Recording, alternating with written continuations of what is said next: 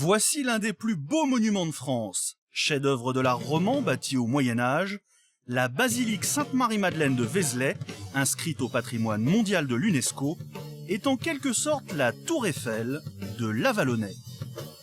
Quand on vient à Vézelay pour la première fois, on y revient presque toujours.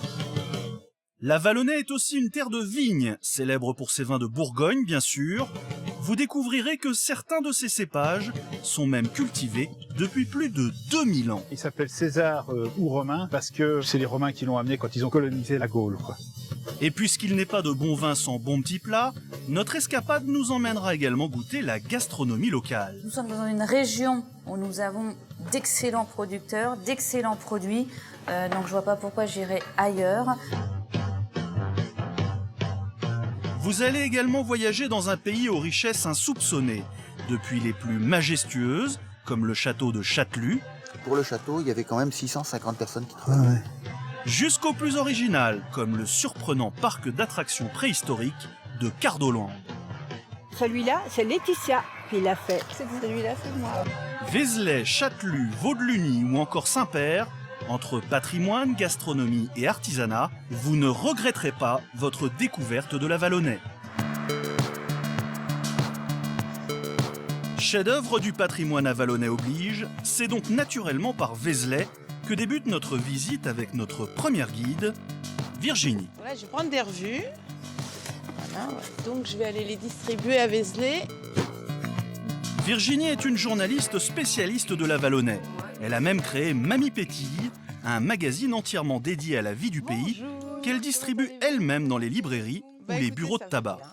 Je vous emmène le nouveau magazine. Merci. Écoutez, c'est super. Donc je mets ça en bonne place. Merci. À très Virginie. bientôt. Je vous dis. Je file visiter l'abbatiale. D'accord. À très revoir, bientôt. Virginie. Au revoir. À bientôt. Merci beaucoup. Je vous en prie, au revoir. Merci pour votre fidélité. Au revoir. Bon, on va aller à la basilique maintenant, parce que c'est un endroit qui mérite quand même le détour. Il est vrai que venir jusqu'ici sans visiter la basilique serait une véritable hérésie. Avec le Mont Saint-Michel et le château de Versailles, ce joyau de l'art roman a été l'un des premiers monuments français classés au patrimoine mondial de l'UNESCO. Pour nous le faire découvrir, Virginie a donné rendez-vous à son plus fin connaisseur, le père François Tricard, recteur officiel de la basilique. Merci beaucoup de nous recevoir dans cet endroit magnifique. Et si nous y pénétrons sans attendre, c'est pour y découvrir la pièce maîtresse qui lui a valu d'être classée. Le joyau de la basilique, c'est justement ce grand tympan, et puis alors l'autre tympan qui est sur l'enfance de Jésus, et puis le tympan de gauche qui est sur la résurrection avec les disciples d'Emmaüs. Ce tympan est caractéristique de l'art roman, dont la basilique est précisément considérée dans son ensemble comme l'une des œuvres majeures, alors que, curieusement, une bonne partie de l'édifice est typiquement gothique. Vous voyez les arcs, c'est des arcs Très arrondis. byzantins. Vous voyez, il y a des taches brunes et des pierres brunes et des pierres blanches. Bon, tout ça, c'est roman. Et quand vous passez de l'autre côté, vous apercevez ce qui est devenu le gothique, des arcs brisés avec beaucoup de lumière. Le gothique a permis justement de faire davantage entrer la lumière, et c'est un autre style. En fait, la basilique a été achevée au milieu du XIIe siècle, au moment où l'art gothique était en plein essor. Lorsqu'un incendie ravagea le chœur et le transept du monument, ils furent donc logiquement reconstruits selon les nouvelles normes architecturales. Vézelay est aussi point de départ des pèlerins de Compostelle ou lieu de passage des pèlerins qui viennent de tout le Nord, et en particulier d'Allemagne, de Hollande, de Belgique, tout le Nord de l'Europe passe à Vézelay pour se rendre à Compostelle. Je les fais partir d'ici, je leur fais faire la prière à Saint-Jacques, je les bénis et je les envoie depuis cette chapelle. Au sommet des colonnes, les chapiteaux sculptés sont autant de bibles de pierre qui avaient autrefois pour vocation de raconter les Saintes Écritures aux nombreux fidèles analphabètes. Certaines scénettes étaient d'ailleurs assez coquines. Vous avez là un personnage assez étonnant. Vous avez une femme nue qui s'arrache les seins et elle a un serpent qui lui mange le sexe. Et à côté, il y a un énorme démon. C'est à la fois l'orgueil et la luxure. Et le pèlerin qui vient ici, il a en lui toutes sortes de passions. Alors il va falloir qu'il soit délivré de toutes ces passions, comme Marie-Madeleine avait été délivrée de ses passions par le Christ. De toute façon, excités ou pas, tous les pèlerins devaient ensuite passer au sous-sol pour se calmer et méditer. Nous voici dans cette crypte qui a été en grande partie restaurée par Viollet-le-Duc, mais qui a gardé son côté de recueillement et de paix, de silence. C'est dans cette crypte que se trouve l'explication officielle du nom de la basilique, baptisée Sainte-Marie-Madeleine de Vézelay. Et puis ici, donc vous avez la relique de Marie-Madeleine, qui a donc été donnée par l'archevêque de Sens en 1876, quand la basilique a été restaurée. Et c'est une côte de Marie-Madeleine qui est conservée. Si la basilique de Vézelay est le plus beau trésor de la Vallonnais, le patrimoine architectural du pays regorge d'autres pépites qui valent elles aussi le détour. Michel, notre second guide, les connaît pratiquement toutes. Normal, cet Avallonnais est prof d'histoire. Avec l'un de ses amis, il a absolument tenu à nous faire découvrir une petite merveille médiévale située à une quinzaine de kilomètres de Vézelay, le château de Châtelus-sur-Cure. Bonjour, monsieur le comte. Je suis tout à fait enchanté de vous recevoir aujourd'hui. Moi aussi. Ça me fait plaisir de vous montrer la propriété. L'imposante forteresse de Châtelus date du XIe siècle. À l'époque, Chastel-Lux signifiait château de lumière. Pendant longtemps, les célèbres ducs de Bourgogne ont considéré ce bastion comme un lieu stratégique car il constituait une pièce maîtresse de la défense bourguignonne. Ça, c'est la partie la plus ancienne. Cette tour s'appelle la tour Saint-Jean. C'était une tour de justice qui nous permettait de rendre la justice dans la région. Normalement, il y a une cloche à l'intérieur qui a été enlevée en 1740. Elle nous permettait d'appeler les gens des villages d'à côté et du village de Châtelus pour la charge, les gardes, et les gardes et le guet. L'apogée du château, pour moi, ça a été l'époque de la Restauration, où on a eu la possibilité de refaire complètement le château et tout le domaine. Et pour cela, on a passé le village de 200 habitants à 850, ce qui fait que directement ou indirectement, pour le château, il y avait quand même 650 personnes qui travaillaient. Ce n'est pas un hasard si Monsieur le Comte raconte l'histoire de ce domaine comme si c'était le sien, car c'est effectivement le cas. Et oui, fait rarissime dans l'histoire des châteaux français, près de 1000 ans après sa construction, Châtelus appartient toujours à un authentique Châtelus.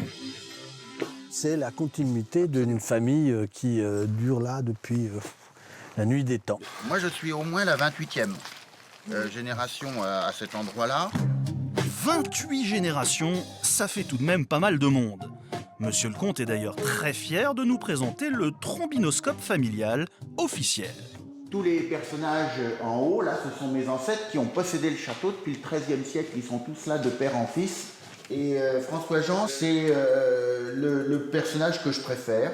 Il a été de l'Académie française, il était un petit peu à gauche. Et à 18 ans, il a été célèbre, c'est le premier Français qui s'est fait vacciner contre la variole. Et ensuite, comme ça a marché, il est allé voir Buffon. Et toute la France a été vaccinée, alors on est très fiers de lui. On pourrait s'arrêter sur chaque personnage, mais on n'en finirait pas. Bien sûr, le château a beaucoup évolué depuis le XIe siècle, jusqu'à devenir une confortable demeure. Là, c'est la pièce la plus récente du château. Elle a été faite il y a 102 ans.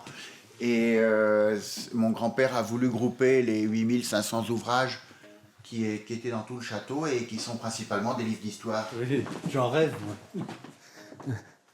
Là, nous sommes dans la salle de Dans la salle des gardes. La salle des Dans la gardes. salle des gardes. Sous Louis XV, on a souhaité une salle à manger, on a coupé la pièce en deux. Et c'est pour ça qu'on ne peut plus présenter aujourd'hui l'ensemble de la série de tapisseries qui représente la leçon d'équitation de Louis XIII. Pour l'instant, il y a 330 ans de poussière, mais quand ça va être nettoyé, les couleurs vont être ravivées. Et les spécialistes me disent que ça va être exactement comme si ça sortait de la manufacture avec des couleurs extrêmement violentes. Sur les murs, les armoiries racontent les mariages de raison qui permettaient de consolider les fortunes de la noblesse. Ma grand-mère a des armoiries parlantes, c'est des chaudrons, parce qu'elle s'appelait Élisabeth Chaudron de Courcelles. Comme Madame Chirac. Comme Madame Chirac. Mais attention, malgré les apparences, la vie de château de Monsieur le Comte n'est pas forcément un cadeau.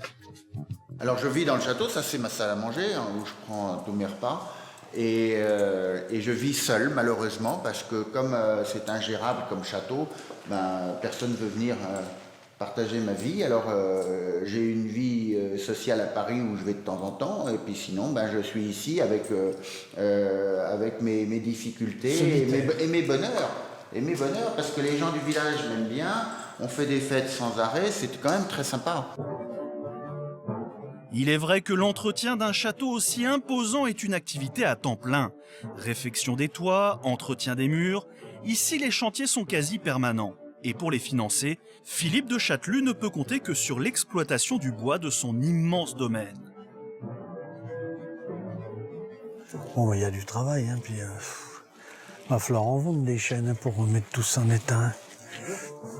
C'est aussi pour ça que Michel voulait nous présenter Monsieur le Comte. Son combat pour préserver le patrimoine avallonnais est tout simplement exemplaire. Ma vie pourrait être beaucoup plus agréable si je partais à l'autre bout du monde avec l'argent des forêts. Ça, c'est indiscutable. Mais vous n'avez pas fait que pour la famille, vous avez fait aussi pour tous les habitants de la région, parce que le fait d'ouvrir le château, de le faire visiter avec des commentaires très personnels, ça a fait beaucoup. Je sais que beaucoup de gens ont découvert le château de Châtelus, du coup renoué avec leur histoire, qui est aussi leur histoire. Alors, le château a toujours plu aux gens de la région. Oui. Et ils se sont dit pendant des générations, qu'est-ce que c'est que cette bâtisse devant laquelle on passe et où on ne peut pas entrer. Alors je me suis dit, ça ne peut pas continuer comme ça. Alors si vous passez par Châtelus, allez donc saluer Philippe. Vous ne regretterez pas la visite et vos encouragements lui feront chaud au cœur.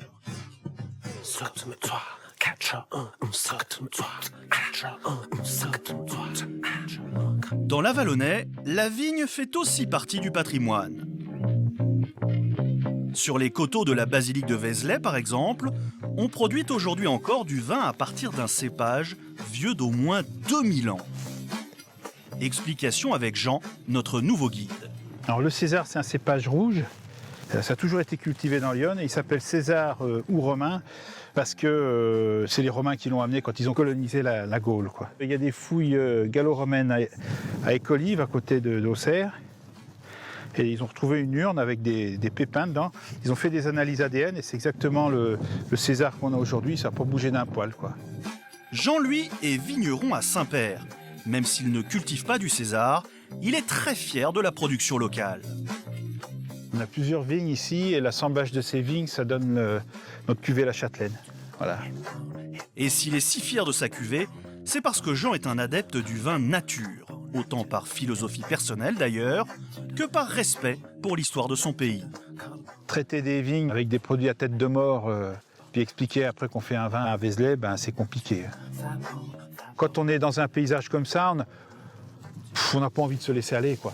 On doit faire du beau, du vrai, du bon. Ce superbe paysage, Jean n'aime pas seulement y travailler. Il adore s'y promener, l'admirer et surtout en parler pour le partager. C'est donc tout naturellement qu'il est devenu copain avec Guy, qui habite à Quin, un patelin voisin. Monsieur Guy. Monsieur, je vous en prie. Tu vas bien? Guy est lui aussi un passionné du patrimoine avallonnais. Mais lui, son truc, ce sont ce qu'on appelle ici les cabanes de vigne. Et d'après Jean, Guy les restaure comme personne. Qu'est-ce qu'on fait? Tu nous emmènes vers une cabane? Eh ben, on va y aller, je mets mes bottes. C'est parti. On va y aller. Mais au fait, c'est quoi une cabane de vigne? Les cabanes de vigne, c'était des petits abris que les vignerons construisaient parce que il fallait monter dans les vignes sur les coteaux. Il fallait y aller à pied, avec les outils, avec un âne. Donc le midi, ils ne redescendaient pas manger chez eux. Ils s'abritaient dans leur petite cabane. Et moi, je trouve que c'est intéressant parce que c'est une période de notre vignoble. Autrefois, la vigne était partout. Puis la forêt a progressivement gagné sur elle. C'est pour ça que l'on trouve autant de cabanes de vigne comme celle-ci, en bordure de forêt. Ça s'appelle la cabane des petits patrons. Elle est à cette hauteur-là. Voilà l'ancienne construction. On a donc remonté à partir d'ici. Tout ce qui est là-haut, c'est neuf. Neuf, mais bien sûr refait dans le strict respect de la tradition. Voilà ce qu'est une lave. Voilà. C'est de la pierre naturelle, mais c'est très très fin. On recense 200 cabanes de vigne dans la Vallonnais. Guy a monté une association pour financer la restauration d'une quarantaine d'entre elles. Et il ne compte pas s'arrêter là. Alors pourquoi j'ai refait toutes ces cabanes là? Eh bien c'est parce que c'était pour moi un devoir de mémoire. On travaille pour le patrimoine parce que c'est aussi bien de voir une cabane restaurée qu'un tas de ruines dans des épines. Et donc peut-être que dans les prochaines années, dans le cadre de l'opération Grand Site, on pourra faire des visites de cabanes avec des visites du paysage. Ce travail est loin d'être inutile, car certaines de ces cabanes rénovées sont de vrais petits musées qui témoignent d'une époque révolue. J'en reviens pas, là, les écritures, comment ça s'est conservé ici. On retrouve des traces de Léon, de Charles Papillon avec des dates, vous voyez. Papillon-Léon, 24 février 1918, ça c'est l'époque où ils taillaient la vigne, certainement en février. Hein, ils faisaient un feu de sarment et puis ils faisaient griller leur L'arrosoir, il était là. nourriture là-dedans. L'arrosoir, il est d'époque. Hein. Voilà. Il y a 100 ans. Oui, Il a 100 ans. Il a 100 ans. Ils ont passé seulement de bons dimanches là-dedans à manger du lièvre et puis à boire du vin de Vézelay. Ce travail de restauration du patrimoine a déjà valu à Guy plusieurs distinctions officielles. Alors celle-là était dans un état lamentable, elle était dans la végétation, c'était une boule de lierre, hein. C'est la boule de lierre qui la tenait. On a tout remonté la façade, hein, avec la fenêtre, on ne savait pas ce que c'était au début, c'était un trou. Puis on dit mais c'est pas une porte, c'est une fenêtre. Donc on a mis une fenêtre double vitrage, des gouttières neuves, qui vont alimenter une citerne. C'était pour récupérer l'eau, pour traiter les vignes. On faisait de la bouillie, ce qu'on appelait de la bouillie bordelaise à l'époque, hein. C'était pour traiter le mildiou, hein, Ah, tout oui. ça. Et il reste la porte à poser, on va la poser avec Jeannot tous les deux. Voilà, donc il y a une jolie cheminée là, qui a été refaite, hein, comme pas mal. On a refait le toit, une petite tuile de Bourgogne, chevron, passé à l'huile de lin, poutre aussi, passé à l'huile de lin. Bon, alors on la pose, cette porte. Eh bien, on va poser cette porte-là, puis leur cabane sera terminée. Et voilà. Le Morvan, C'est un pays froid.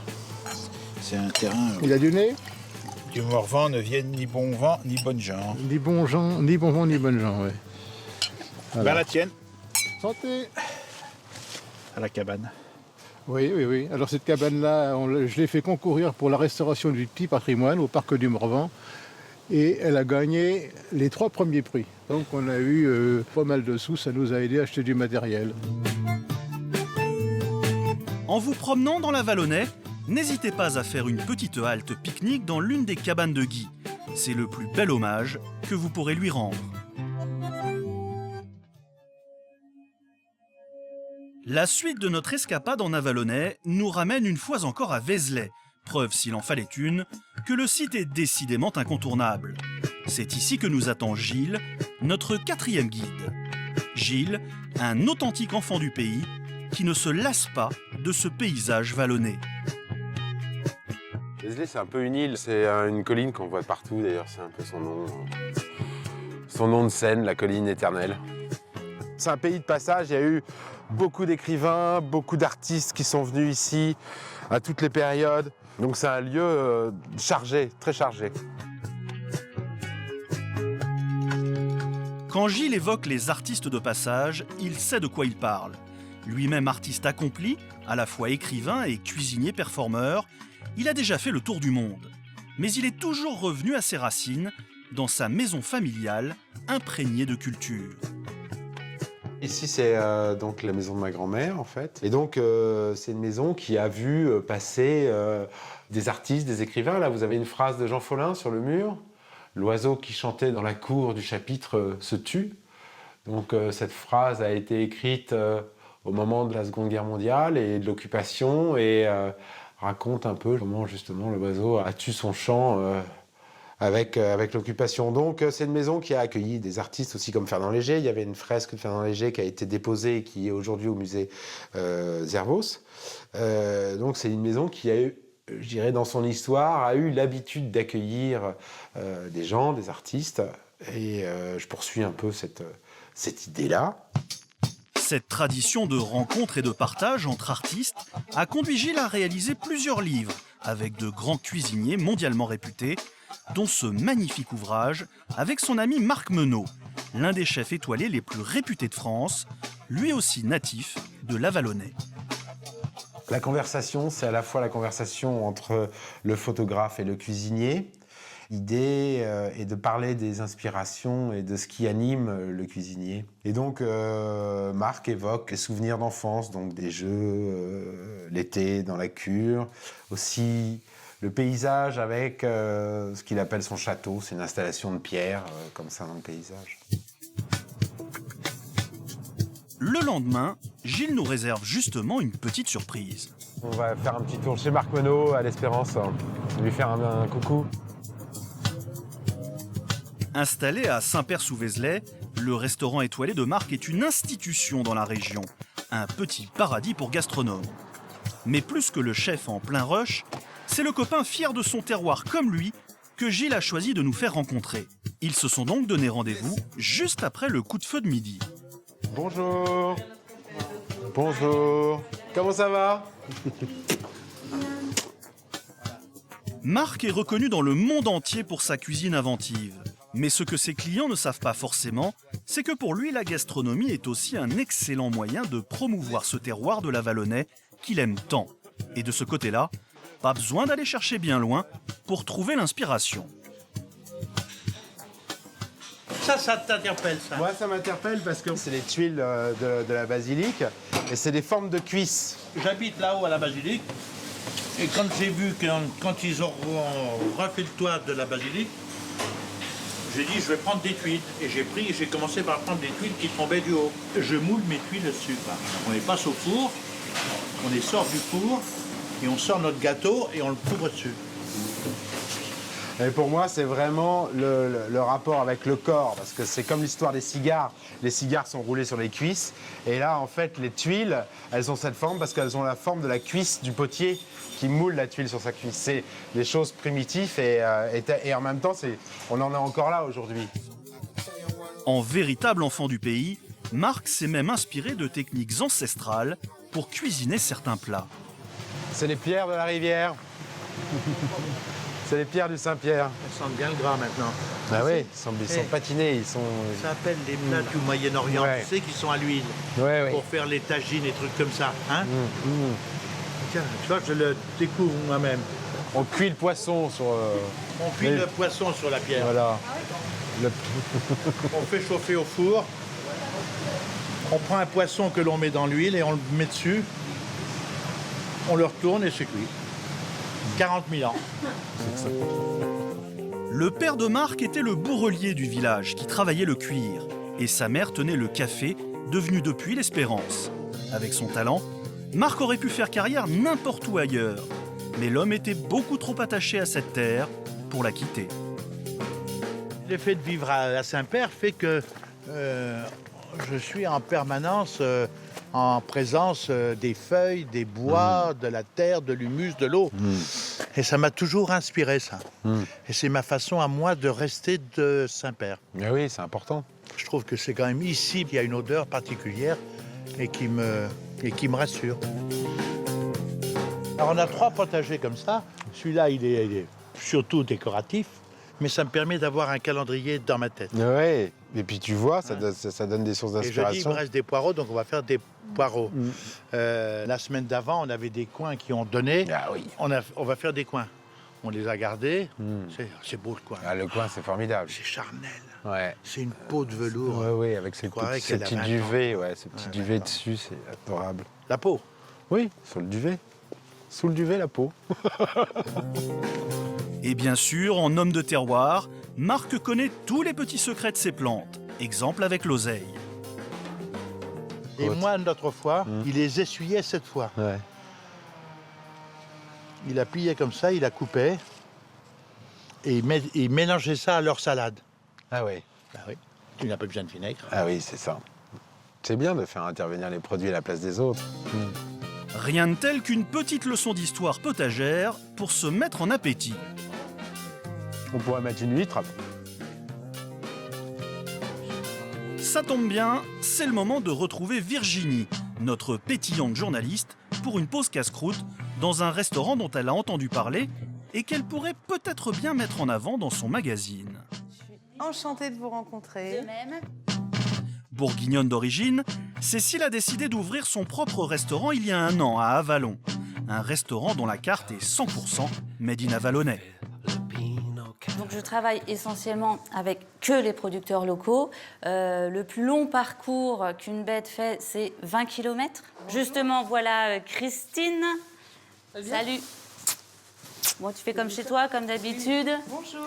Christine, c'est ma productrice d'escargots, donc je travaille avec elle. C'est ça que j'aime bien, travailler les produits du terroir, parce qu'on goûte, on passe du temps, on parle des recettes. Voilà, il y a un échange humain très important. Donc voilà, quand Christine arrive, elle me livre ces escargots-là. Alors là, ils ont déjà eu une première élaboration de cuisine. Hein. Ils sont passés dans un court bouillon d'environ 2h30, dans du vin blanc, dans de l'irancy, qui est un vin local, avec des légumes et puis des épices. Mais pour arriver à ça, il faut savoir quand même qu'à la base, l'escargot, voilà, c'est cette petite chose qui est là. Oui. Donc ça, c'est un escargot qui a éclos de quelques heures de l'œuf. Et au bout de 5 mois, on obtient ça. Qui est adulte. Un bel escargot adulte. D'accord. Donc voilà, on dit qu'il est adulte parce que justement, il a cette petite casquette ici qui s'appelle le péristorme. Qui le rend très solide. Voilà, qui le rend très très solide. Hein, pour preuve, c'est si je fais ça, voilà, je vais essayer de l'écraser entre mes doigts. Je ne pourrai pas, par contre, je peux me faire très très mal aux doigts. Des bestioles comme ça, Christine en élève plus de 80 000. Et encore, ce n'est qu'un petit élevage. Quant à leur appellation, gare aux abus de langage. On l'appelle escargot de Bourgogne parce qu'en 1800, je ne sais plus combien, un duc de Bourgogne a invité un tsar à manger. Et le tsar est arrivé en retard. Donc tout ce que le cuisinier Antonin Carême, de son nom, qui est aussi une figure emblématique de la Bourgogne, a dû préparer quelque chose à la rapide pour pouvoir quand même nourrir son tsar. Donc il était dans le jardin, il a trouvé des escargots, il a trouvé de l'ail, du persil, à l'époque certainement un pseudo-beurre, il en a fait une recette et c'est de là qu'est venu l'escargot dit à la bourguignonne. La recette dite à la bourguignonne. Et c'était transformé au fil du temps avec l'escargot de Bourgogne. Hop, je ramène mes bébés. Qu'elle soit de Bourgogne ou pas, ces bébêtes sont la spécialité de Cécile. Écoutez plutôt sa recette. On va cuisiner ces escargots dits à la bourguignonne avec de l'époisse. L'époisse, pas très loin. Pas très loin, Hein. produit du terroir par excellence. Donc la crème d'époisse, c'est tout simple.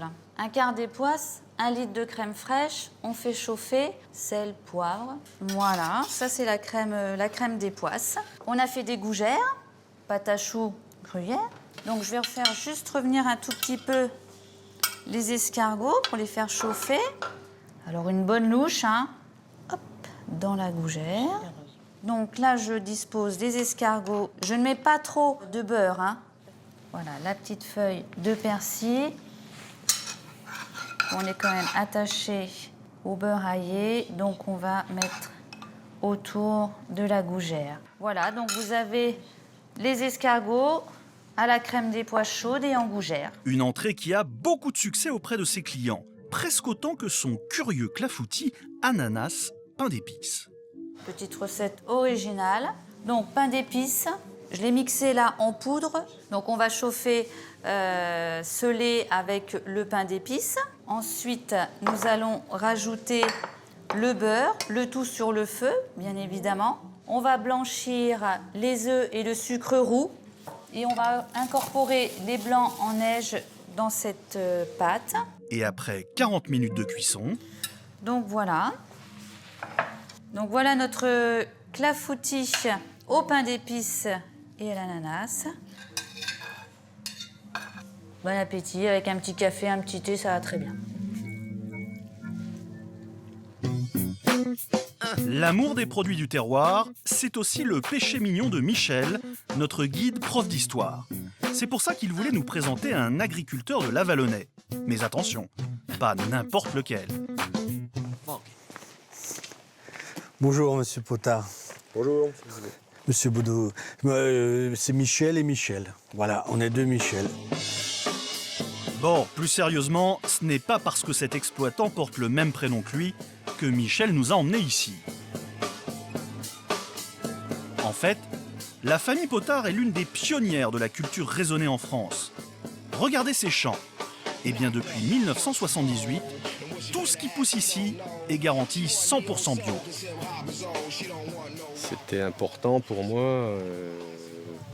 Ça l'a été pour mon frère. Mon père l'a vite compris aussi. Il fallait réduire les pesticides, notamment, enfin les insecticides, les choses comme ça. Et puis éviter les risques liés à l'utilisation, à la manipulation de ces produits-là. Un pari audacieux car à l'époque, la mode était plutôt à l'agriculture intensive. Mais les Potards ont tenu bon et leurs produits sont même devenus une référence sur les marchés locaux. Le fait qu'ils poussent en général plus lentement, qu'on a choisi des variétés avec soin, fait que la qualité est souvent au rendez-vous quand même. Dans leur ferme, les frères Potard font également de l'élevage bio. Petit détour par la bergerie où les brebis sont prêtes à mettre bas pendant l'hiver. Ici, on a 200 brebis qui viennent de rentrer. Non, brebis bio, ça veut dire quoi? Alimentation bio, une tolérance de 2 vermifuges maximum par an et des critères de surface dans les bâtiments. Qu'elles ne soient pas tassées, stressées.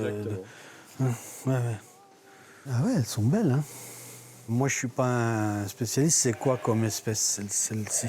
Alors ça, ce sont des brebis de race romane. Romane. Et puis dehors, dans les prés, on a une quinzaine de vaches qui sont des vaches de race menacée. Car les vaches menacées, c'est le nouveau dada de Michel. C'est aussi pour ça que sa ferme vaut le détour. En fait, c'est la disparition de la Morvandelle, la race avallonnaise par excellence, qui lui a fait prendre conscience que toute une partie de notre patrimoine bovin était menacée. La race Morvandelle n'existe plus à peu près depuis le début du siècle. Il y a quelques spécimens qui pourraient y ressembler, mais ils sont très très rares. Et contestés. Non, c'est plus du tout une race existante, malheureusement. Alors depuis quelques années, Michel est un peu devenu le Noé français des vaches en péril.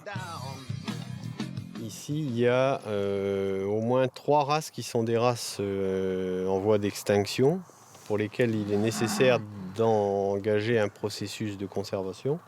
Donc les rouges et blanches sont les ferrandaises, les grises sont les castas, et puis jaune au milieu, beige on va dire, ouais. Villard de Lans.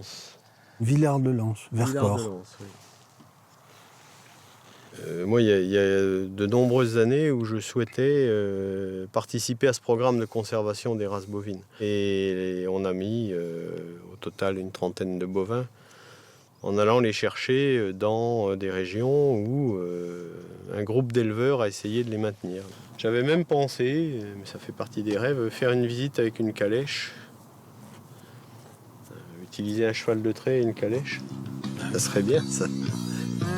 Pour ce qui est du cheval, ça ne devrait pas être trop difficile à trouver dans le coin. Quant à la vieille calèche, Michel a déjà sa petite idée derrière la tête. Mais pour en savoir plus, il nous faut retourner au village et faire la connaissance d'Henri, le patriarche de la famille.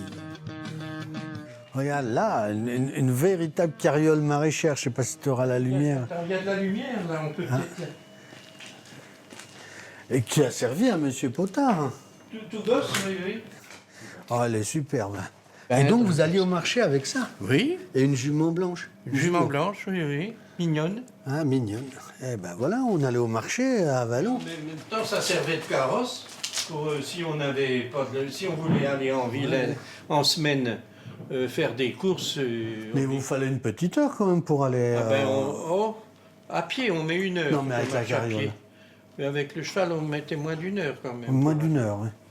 Enfin, avec le déchargement et tout ça. Ouais, elle est belle, elle est bien entretenue, hein. Elle est en état, hein, parfaite. Hein. Henri acceptera-t-il de prêter sa carriole pour transporter des touristes? Pour un historien comme Michel, ce serait à coup sûr une excellente occasion de mettre en valeur ce vénérable bolide avalonnais. Bon, je vous laisse. Oui, ben je vous laisse, moi aussi, monsieur Potat.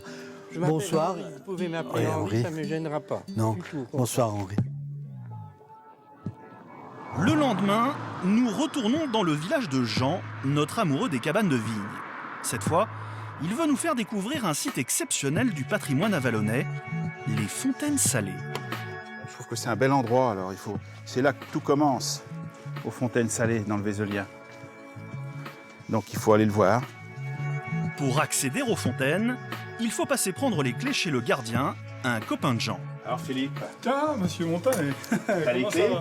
Alors j'ai les clés. Je prends les clés. Les Fontaines Salées constituent sans aucun doute la plus belle merveille archéologique de l'Avallonnais. On parle de fontaines, mais en réalité, les sources sont profondément enfouies dans la roche. Pour un vigneron comme Jean, s'émerveiller devant cette immense réserve d'eau souterraine n'est vraiment pas banal. C'est un lieu un peu magique pour moi parce qu'il y a une rencontre entre le sol, les hommes, le sous-sol et les hommes, ce qui est assez rare. Et au niveau histoire, c'est quand même là qu'il y a les premières traces humaines là dans le coin. En fait, les premières traces d'exploitation du site remontent à plus de 4000 ans. Une exploitation pratiquement ininterrompue depuis le néolithique jusqu'au XVIIe siècle. L'occupation, si on veut faire un très très grand survol, elle part de moins 3000 à plus 1706. En s'arrêtant de temps en temps aux gens du néolithique, donc c'est eux qui ont occupé le site pour exploiter le sel de façon la plus importante. Nos ancêtres du néolithique sont les premiers à découvrir la présence d'eau salée. Pour y accéder, ils creusent alors 19 puits dans des fûts de chêne, aujourd'hui recouverts de pierre pour les protéger. 2000 ans plus tard, les Gaulois s'intéressent eux aussi à ces puits. Moins pour le sel que pour les gaz qui s'en échappent. Eux, c'est de côté cette flaque d'eau avec des bulles de gaz, et ils se disent mais qu'est-ce qui se passe là-dessous? Et là, ils font un lieu sacré, quoi. Ce qu'ils aimaient beaucoup faire à l'époque. Hein. Les Gaulois avaient j'allais dire, souvent je dis aux gens, un dieu parce qu'il leur faisait plaisir. S'ils voyaient un bel arbre, ils n'allaient pas trouver le dieu du bel arbre. Une belle émanation là, de gaz. Et eux, ils sacralisent l'endroit en mettant un grand temple de source de 34 mètres de diamètre. Plus pragmatique, les Romains comprennent vite les vertus médicales de cette eau à la fois salée et gazeuse. Ils construisent alors de gigantesques thermes, dont les vestiges sont encore bien visibles aujourd'hui. Donc ça, c'était la piscine d'eau chaude, le caldarium des femmes. Ils ont agrandi pour que les femmes puissent avoir accès au bain. Et ils ont sophistiqué l'établissement pour faire vraiment un établissement très cossu. On se faisait masser, il y avait les salles de massage qu'on vient de passer là, avec les huiles parfumées, avec les onguents. Voilà, donc c'était un lieu de détente. Et c'était des eaux qui pouvaient être bonnes pour les rhumatismes et les dermatoses. À l'époque de Pline l'Ancien ou de Pline le Jeune, il savait que médicalement, ça pouvait être aussi un intérêt. Bien plus tard, le sel deviendra une denrée si précieuse qu'il sera à l'origine d'un impôt très impopulaire, la gabelle. Les fontaines salées deviendront alors un haut lieu de contrebande. Et ici, il y avait cette contrebande parce que c'est une denrée rare et donc un impôt très rigoureux. Et les gens ne voulaient pas payer cet impôt. Et donc, ils venaient, ils essayaient de prendre clandestinement de l'eau ou se trafiquer du sel. Mais c'est ça qui est bien avec les copains, c'est qu'on se couche moins bête. C'est pas tous les jours que ça arrive. Voilà. Alors il faut croire que Jean est dans un bon jour, car dans la foulée de cette visite, il nous emmène sur un autre site remarquable du patrimoine avallonnais, l'église du XVIe siècle de Vaudeluny, où travaille un autre de ses amis. 1, 2, 3, 4, 5, 6, toi, 6 verres. Ça va, Timon Jadot? Ça va, gamin? Ouais. Bonjour. Bonjour. Enchanté. Monsieur Francesco Rouillot. Bonjour. François, ça suffit. Alors moi je suis artisan tailleur de pierre, je suis originaire de Vaudeluny, on est dans mon village, on fait appel à nous pour habiliter un certain patrimoine. Alors l'église est remarquable parce qu'elle est très austère comme ça de loin, elle est très robuste, elle prend beaucoup de place, mais la qualité de la sculpture d'ornement là est une merveille de l'art bourguignon. Vous voyez au niveau des grappes, tout ça, tous ces ajourements sont d'une qualité remarquable. Et puis là-haut, ce qu'on appelle les dés sont tout ajourés à la main. Je pense que c'est 16e, c'est typique du XVIe siècle.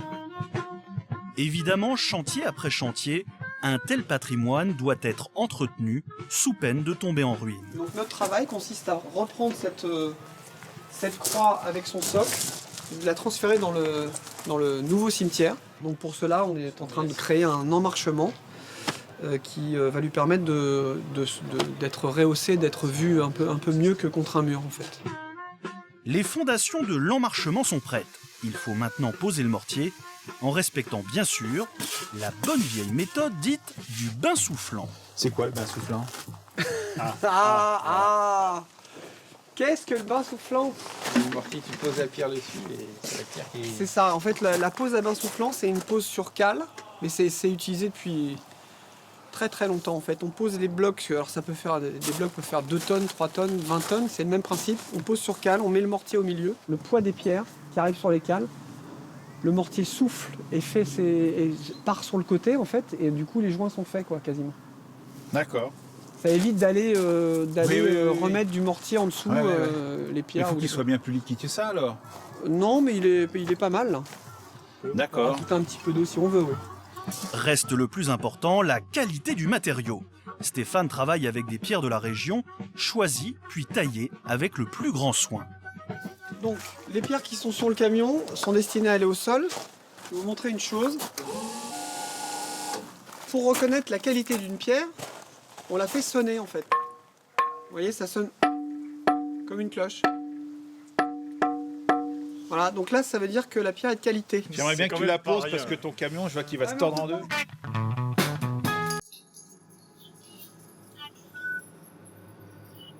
Même avec l'aide d'une grue, la pose d'une pierre aussi lourde est un travail très minutieux.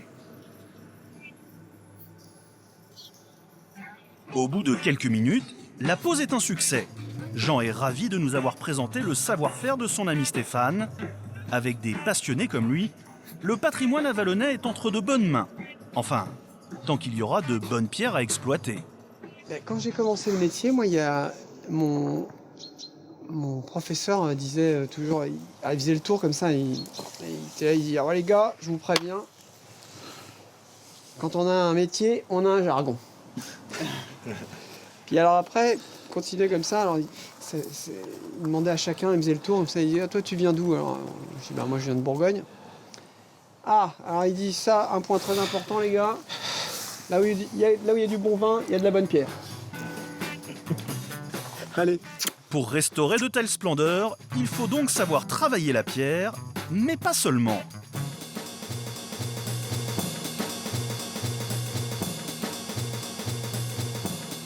À l'occasion d'un reportage pour son magazine Mamie Pétille, Virginie a rencontré l'un des plus talentueux ferronniers d'art de la région. Il nous entend pas. Philippe s'est installé à Carré. Bonjour. À une vingtaine de kilomètres d'Avallon.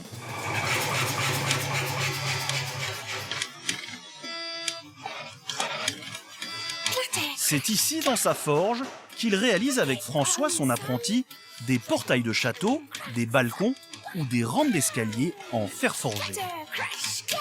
Comment vous travaillez de manière générale, différentes étapes? Quand on a un projet avec un client, on détermine des plans, des choses à faire. Oui. Et à l'issue de ça, en fonction des plans, on vient faire tous les éléments forgés. D'accord. Ici. Donc ça, c'est vraiment la tradition, je dirais le côté traditionnel et ancestral. Démonstration avec un élément de décor. Là, ce que je vais vous faire, c'est une volute à noyau.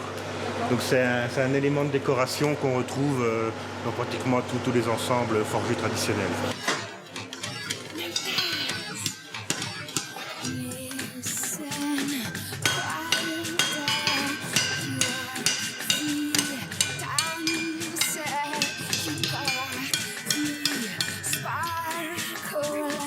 Vu.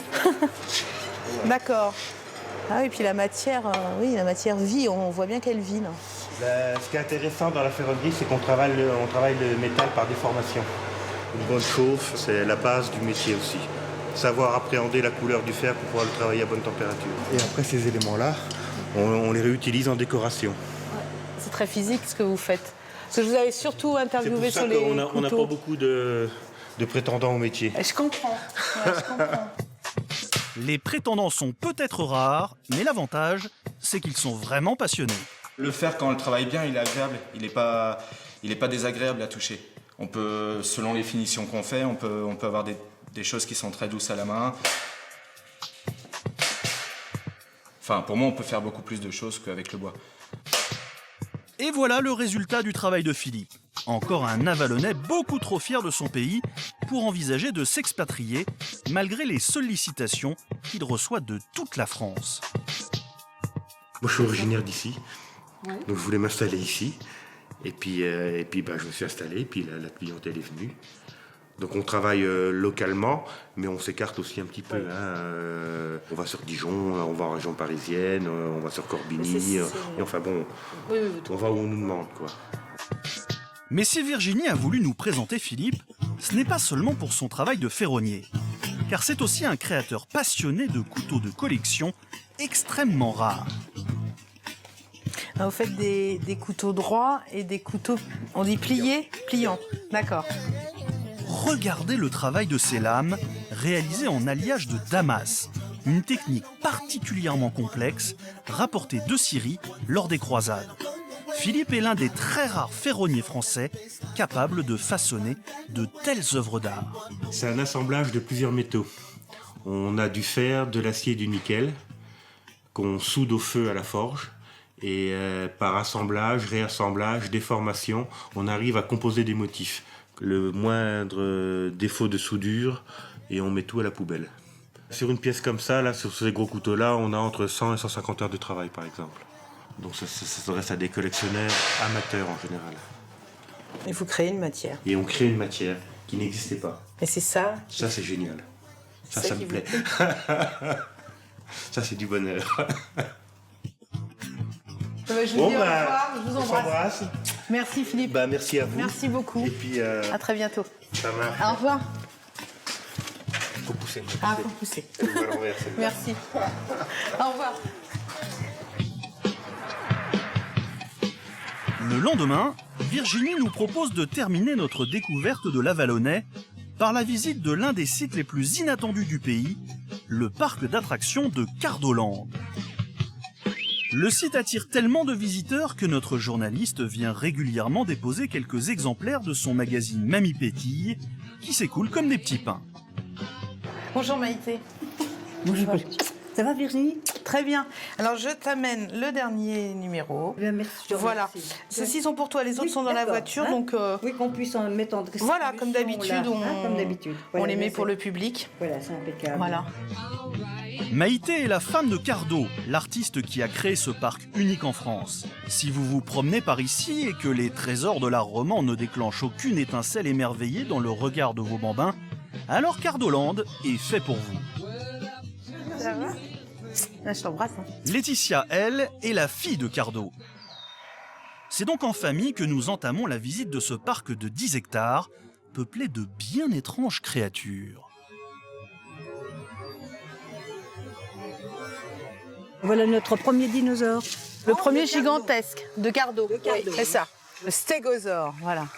Que j'ai appelé stégosaure quand je venais ici avec mes parents. 11 mètres de long, 6 mètres de haut et il pèse 8 tonnes et demie.